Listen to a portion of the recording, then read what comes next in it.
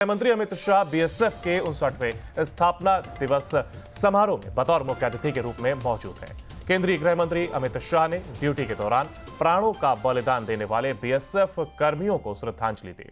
1968 के शहीदों को श्रद्धांजलि देने के साथ कार्यक्रम को शुरू किया गया और इस अवसर पर अमित शाह के बीजेपी प्रदेश अध्यक्ष बाबूलाल मरांडी कार्यक्रम में मौजूद रहे।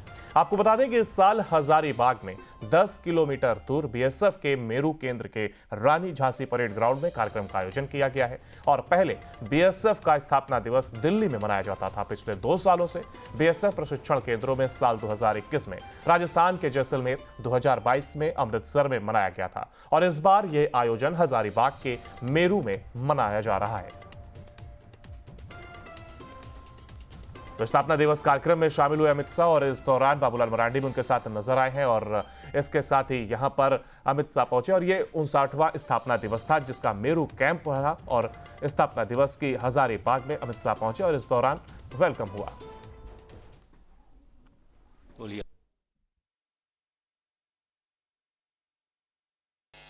कि सीमा सुरक्षा बल के 59वीं वर्षगांठ पर आप सबके साथ यहां उपस्थित हूं। जीवन पर्यंत कर्तव्य ये सिर्फ बीएसएफ का घोष वाक्य नहीं है। 1900 से ज्यादा सीमा प्रहरियों ने अपनी जान का बलिदान देकर, अपने सर्वोच्च बलिदान देकर जीवन पर्यंत कर्तव्य के घोष वाक्य को चरितार्थ किया है और न जाने अगिनत प्रहरियों ने अपने जीवन का सुवर्ण काल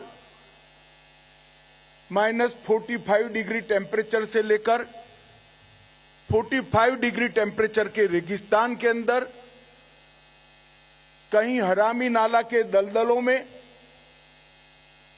तो कहीं बंगाल की सीमाओं पर सुंदरनगर के जल में बिताया है। परिवार से दूर रहकर दुर्गम सीमाओं की चौकसी, सुरक्षा जिस तरह से बीएसएफ ने सुनिश्चित की है, मैं आज आप सभी को कहना चाहता हूं, मैं देश भर में घूमता हूं, पूरा देश सीमा सुरक्षा बल के जवानों को पर नाज भी करता है और सैल्यूट भी करता है।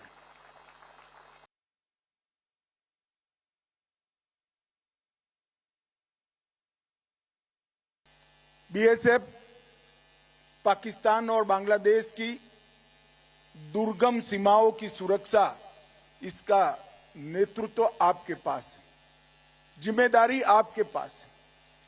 अटल बिहारी वाजपेयी जी ने एक महत्वपूर्ण निर्णय लिया था, एक सीमा पर एक ही सुरक्षा बल, और इसके तहत बांग्लादेश और पाकिस्तान की सबसे कठिन सीमाओं की जिम्मेदारी, इसकी सुरक्षा की जिम्मेदारी बॉर्डर सिक्योरिटी फोर्स पर आई और आपने तब से लेकर अब तक इसको सुपेरे निभाई है। जम्मू कश्मीर का बर्फीला बॉर्डर हो, पूर्वोत्तर की पहाड़ियां हो, गुजरात की सीमा पर का रेगिस्तान, राजस्थान का रेगिस्तान, गुजरात की सीमा पर दलदल हो या सुंदरवन और झारखंड के घने जंगल के क्षेत्र हो, आप हमेशा मुस्तैद रहे और दुश्मनों के नापाक इरादों को आपने हमेशा विफल किया है। बल ने संयुक्त राष्ट्र शांति मिशन में भी सेवा और वीरता के अंतर्राष्ट्रीय स्तर पर कई मानांक प्रस्तापित किए हैं। न केवल भारत, पूरे यूएनओ में इसकी एक सुवर्ण नोट आपके नाम पर अंकित है, इसका मुझे गौरव है।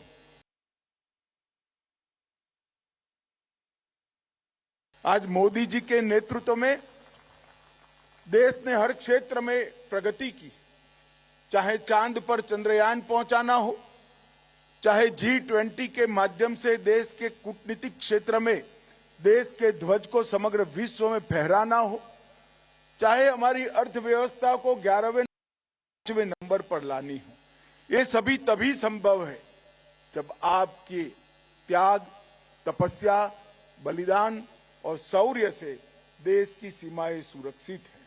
और मैं मानता हूं इस सभी सीमाओं को सुरक्षित करने वाले आप ये देश के विकास का मूल हो, इसकी नींव हो।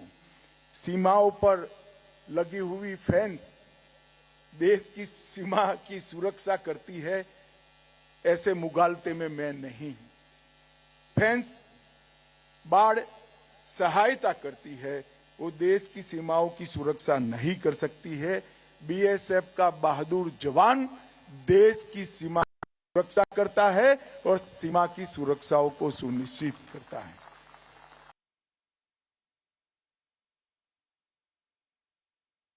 आज यहां पर वीरता के लिए पदक भी दिए गए, अच्छे सातत्यपूर्ण प्रदर्शन के लिए ट्रॉफियां भी दी गई। कुल 23 जवानों को पदक दिए गए हैं, 5 शहीदों को मरणोपरांत पदक दिए गए हैं। पुलिस मेडल फॉर गैलेंट्री 11 जवानों को मिला है। जीवन रक्षक पदक 1 जवान को मिला है और विशिष्ट सेवा के लिए राष्ट्रपति पुलिस पदक 11 जवानों को मिला है और 5 ट्रॉफी बीएसएफ की आंतरिक स्पर्धाओं में किसी न किसी यूनिट ने जीती है। मैं सभी पदक विजेताओं को और उनके परिजनों को और ट्रॉफी पाने वाले यूनिट को बहुत बहुत बधाई देना चाहता हूं। जिन 5 शहीद परिवारों को मरणोपरांत पदक मिला है, मैं उनको कहना चाहता हूं, आपके परिवार का जो नुकसान हुआ है वो कोई भरपाई नहीं कर सकता, परंतु 130 करोड़ की जनता आपके परिवारजन के बलिदान पर हमेशा गर्व करेगी और हमेशा के लिए इतिहास के अंदर आपके परिवारजनों का नाम लिया जाएगा। इसका मुझे भी गर्व है, आपको भी गर्व होना चाहिए।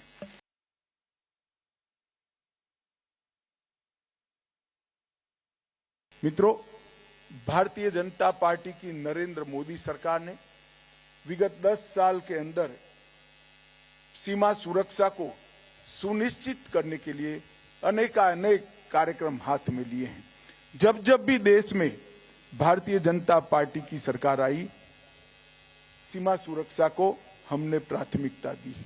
अटल जी के कार्यकाल में सीमा प्रबंधन पर एक इंटीग्रेटेड अप्रोच लिया गया, एक सीमा एक बल की नीति तय की, जिससे सीमा सुरक्षा के बहुत सरलता और सीमाओं की सुरक्षा अच्छे से सुनिश्चित हुई है। और मोदी जी के नेतृत्व में सुरक्षा, विकास और लोकतांत्रिक प्रक्रिया तीनों को तवज्जो दी गई। सीमावर्ती क्षेत्रों में हजारों करोड़ के बजट के साथ मजबूत इंफ्रास्ट्रक्चर बनाने की शुरुआत हुई।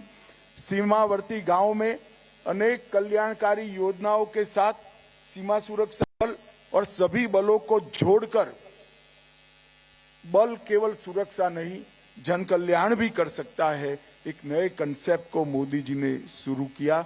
सीमा के क्षेत्रों में अच्छी कनेक्टिविटी, रेल, रोड, वाटरवे और इसके साथ साथ दूरसंचार की कनेक्टिविटी भी सुधारी। भू सीमा ट्रेड को भी बढ़ावा दिया गया है और पीपल टू पीपल कनेक्ट को भी बढ़ाया गया है। इंफ्रास्ट्रक्चर की मैं बात करूं तो ढेर सारी उपलब्धियां हैं। ये 9 साल के अंदर लगभग 560 किलोमीटर बाढ़, जो छोटे छोटे छिद्र घुसपैठ को और स्मगलिंग को बढ़ावा देते थे, उनको चिन्हित कर सारी बाधाओं को पार कर 560 किलोमीटर बाढ़ करी है। अब मैं पूरे देश को बताना चाहता हूं, सिर्फ 60 किलोमीटर के छिद्र बांग्लादेश और पाकिस्तान सीमा पर है। अगले 2 साल में पूरी सीमा सुरक्षित हो जाएगी बाढ़ से। ये नरेंद्र मोदी सरकार ने सुनिश्चित किया है।